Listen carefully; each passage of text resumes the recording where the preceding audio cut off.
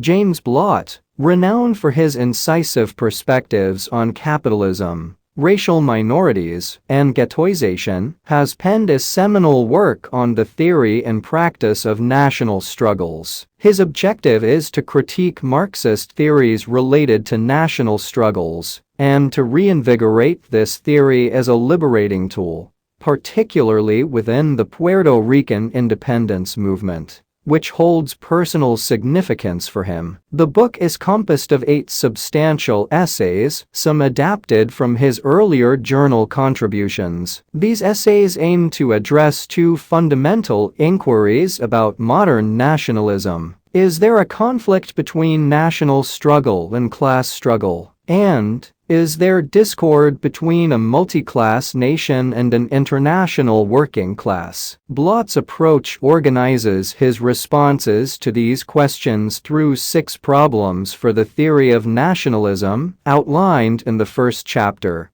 and explored to varying extents in the subsequent chapters. The first query probes whether nationalism functions as a manifestation of class struggle or as an autonomous force. Traditional conservative theories of nationalism emphasize its ideological and spiritual psychological origins, while downplaying its material underpinnings. Blaut aligns with the traditional Marxist perspective that sees national struggle as a form of class struggle for state power. However, his analysis avoids narrow determinism, as he interprets the class issue broadly, encompassing religious conflicts, educational disputes, and occupational contestations. He effectively refutes claims that nationalism operates autonomously. The second question expands on this inquiry, asking if the national struggle is solely pertinent to the bourgeois democratic revolution and the bourgeoisie. Blaut's response is more tentative here. He contends that, until the mid-1970s, national struggles adhered to Lenin's fundamental models of imperialism. Yet, contemporary political diversity and the critique of Leninist theories by a younger generation have led to a re-evaluation of Marxist principles. Blaut suggests that rather than being outdated, these tenets require refinement and elaboration. Blaut identifies a need to rectify the neo-elitist strain within Marxist thought. He uses Tom Nairn's work as an example of this tendency, which centers on the role of the developing world's intelligentsia and their adoption of nationalism as a response to the spread of Western ideas and modernization. Blaut challenges the notion that nationalism diffused globally due to a tidal wave of modernization. He argues against this, highlighting the absence of such a wave in most countries, and contends that decolonization and national liberation movements in Asia, Africa, and the West Indies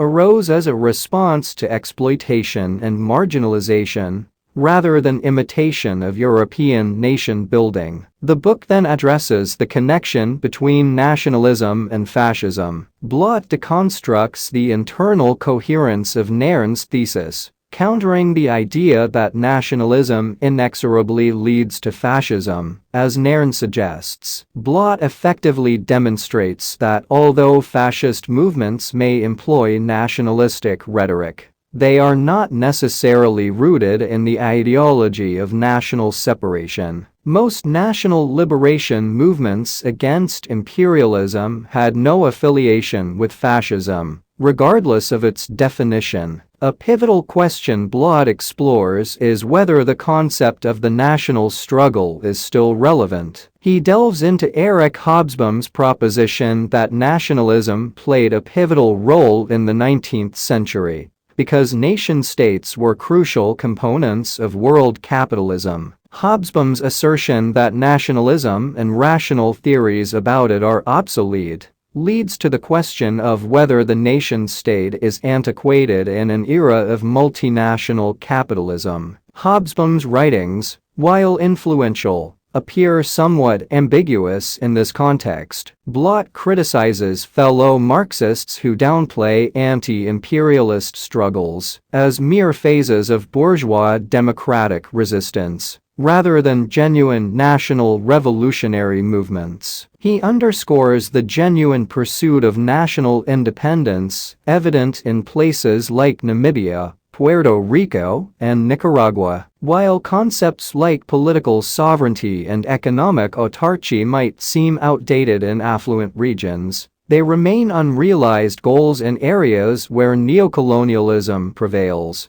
highlighting their relevance to real political struggles. The concluding concern of this volume is particularly relevant in contemporary Eastern Europe and Asia. It examines the theoretical framework of the national minority concept and explores why certain immigrant minorities resist assimilation. The author evaluates the pertinence of Stalin's theory of national minorities, which was contextual and lost its relevance after the epoch of rising capitalism concluded around 1914. Stalin's legacy led to a distortion of the rights of national minorities in Marxist societies, as without a distinct homeland, they were not regarded as authentic nations and thus lacked political justification for independence. This situation assumed that they would eventually assimilate, similar to the situation of Puerto Ricans in the United States today. In contrast, Lenin and Stalin offered a more realistic perspective on the national question,